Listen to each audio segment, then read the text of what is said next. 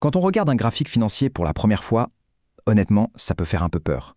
On dirait juste une suite de montagnes russes qui n'a aucun sens, un vrai chaos. Mais, et si je disais que derrière ce désordre, il y a en fait une logique, un processus qu'on peut décortiquer, apprendre et même répéter? Eh bien, c'est exactement ce qu'on va faire ensemble aujourd'hui. Alors cette image, ça parle à quelqu'un? Si oui, c'est tout à fait normal, c'est vraiment le premier obstacle pour tout le monde. Mais l'objectif aujourd'hui, il est simple, on va prendre cette ligne qui a l'air complètement chaotique et on va la transformer en une sorte de carte routière, un guide qui va nous permettre de naviguer avec beaucoup plus de clarté. Alors, voilà notre plan de match. On va voir comment décoder ce chaos, puis on va attaquer nos 3 étapes clés. D'abord la direction, ensuite la zone et enfin la confirmation. Et pour finir, on mettra tout ça ensemble pour que ça fasse sens. C'est un parcours logique, étape par étape, pour passer de la confusion à la clarté. Ok, c'est parti, on plonge dans le vif du sujet. Et soyons clairs tout de suite, le but du jeu ici, ce n'est pas de prédire l'avenir. Personne n'a de boule de cristal. Non, le but, c'est de se construire un filtre. Un processus qui nous aide à repérer les moments où, disons, les probabilités sont de notre côté. On va apprendre à ignorer le bruit pour se concentrer sur l'essentiel. Et ce fameux processus, il tient en 3 questions super simples. Le pourquoi, le où et le quand. Pensez-y comme ça. Le pourquoi, c'est la direction du vent, le contexte global. Le où, c'est l'endroit précis sur la carte où on doit regarder. Et le quand, c'est le signal, le feu vert pour agir. Et ce qui est crucial, c'est de répondre à ces questions dans cet ordre. C'est ce qui donne toute sa puissance à la méthode. On attaque donc avec l'étape numéro 1 et c'est sans doute la plus importante de toutes, la direction. Avant même de penser à où entrer, la toute première question à se poser, c'est le marché. Globalement, il va où? Est-ce qu'on est dans un courant qui monte ou un courant qui descend? Juste en répondant à ça, croyez-moi, on élimine déjà 90% des erreurs potentielles. Et pour prouver cette direction, pas la peine de sortir des formules mathématiques de fou. Non, on revient à un truc super basique qui a plus de 100 ans, la théorie de Do. La logique est implacable. Si le prix fait des sommets de plus en plus hauts et des creux de plus en plus hauts, eh bien, ça monte. Et à l'inverse, des sommets et des creux de plus en plus bas, ça descend. C'est aussi simple que ça. C'est vraiment l'ADN du marché. Là où ça devient intéressant, c'est que pour bien voir cette structure, il faut dézoomer, prendre de la hauteur.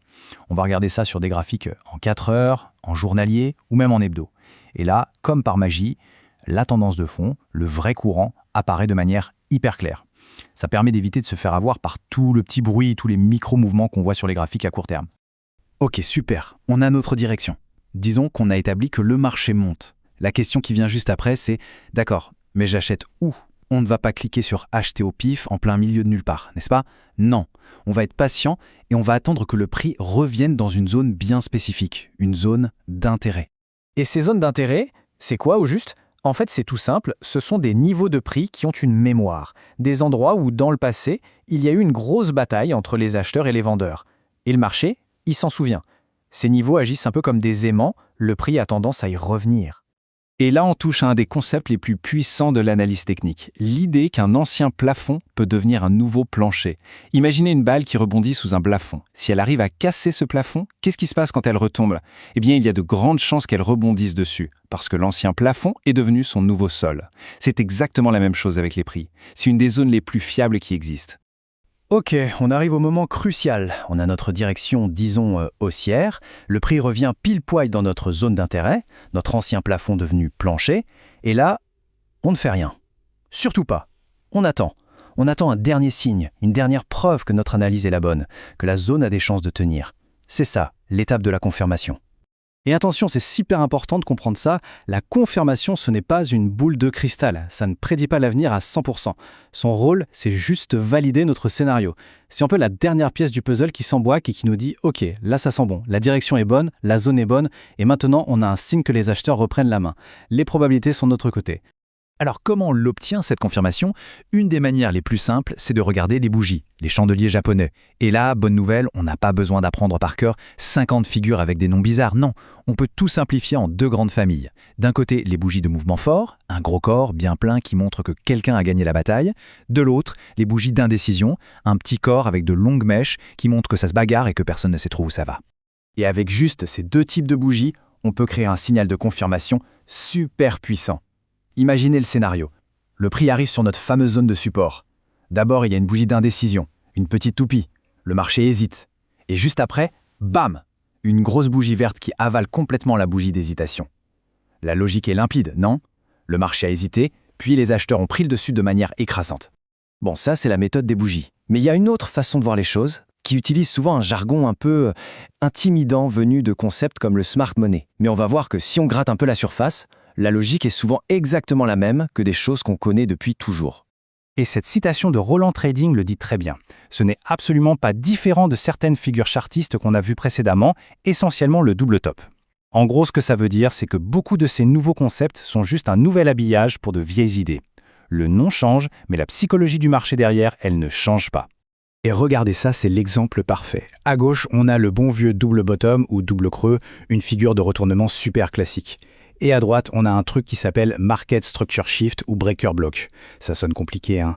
Mais en réalité, qu'est-ce que c'est? C'est juste une petite tendance baissière qui se retourne et qui casse son dernier petit sommet. C'est exactement la même idée, la même psychologie, juste un nom différent. Allez, maintenant, le grand final. On va assembler toutes les pièces du puzzle, on va prendre un graphique vierge et appliquer notre processus étape par étape pour voir comment tout ça fonctionne ensemble en conditions réelles. Première étape, on dézoome, on regarde la vue d'ensemble. Et là, c'est limpide, non? On voit une série de sommets et de creux qui montent. Donc, étape 1, direction haussière, c'est plié. Notre plan est simple, on ne cherche que des achats. On oublie complètement les ventes. Ok, étape 2, la zone. Maintenant qu'on sait qu'on veut acheter, on se demande où. On repère cet ancien sommet, là, qui a été cassé, et on se souvient de notre règle, un ancien plafond devient un nouveau plancher. Donc on trace notre zone juste ici. C'est dans cette boîte et nulle part ailleurs qu'on va attendre le prix. Et enfin, étape 3, la confirmation. On attend, on est patient, et voilà, le prix revient pile dans notre zone. Il forme une petite bougie d'hésitation, et juste après, boum, une grosse bougie verte qui l'avale. Notre signal est là. On a nos 3 feux verts, la direction est bonne, on est dans la bonne zone, et on a la confirmation. Le plan est exécuté. Donc pour résumer, tout ce processus peut se transformer en une checklist mentale toute simple. Avant de faire quoi que ce soit, on se pose ces 3 questions. 1. Quelle est la direction de fond? 2. Où est la zone la plus intéressante? Et 3. Est-ce que j'ai un signal de confirmation clair? Si on ne peut pas répondre oui aux 3, on ne fait rien. C'est un garde-fou incroyable pour la discipline. Mais c'est vraiment important de finir là-dessus, il faut rester réaliste. Ce n'est pas une formule magique. Comme le dit très bien cette citation, ça a l'air facile parce qu'il y a un travail sérieux et fou derrière. La simplicité en trading, c'est souvent le résultat de beaucoup de travail. Il faut pratiquer, tester, encore et encore, pour que ça devienne une seconde nature. Et voilà, on a maintenant une grille de lecture, une méthode pour mettre de l'ordre dans ce qui semblait être du chaos. La prochaine fois qu'on ouvrira un graphique, l'idée c'est de ne plus voir une ligne qui part dans tous les sens, mais plutôt une histoire, une structure, des zones, des signaux. La question change. Ce n'est plus qu'est-ce que le marché va faire, mais plutôt est-ce que les conditions de mon plan sont réunies. Et ça change tout.